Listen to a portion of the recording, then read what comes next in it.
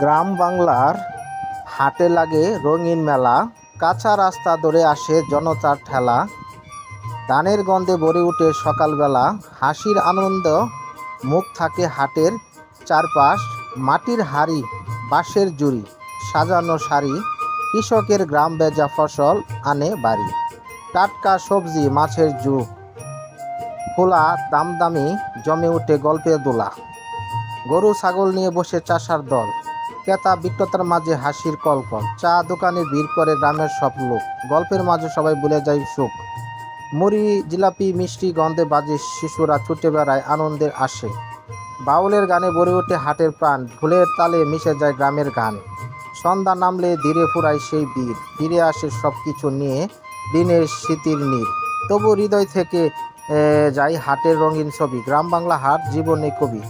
গ্রামের হাটগুলো সত্যি অসাধারণ।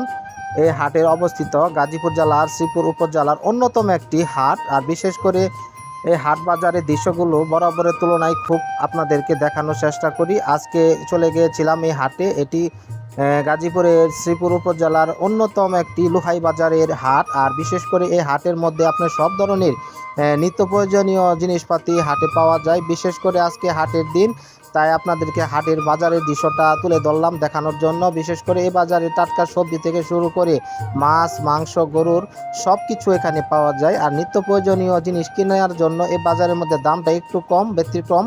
আর বিশেষ করে হাটের দিন আপনারা যা যা পছন্দের মতো সাধ্য মতো সব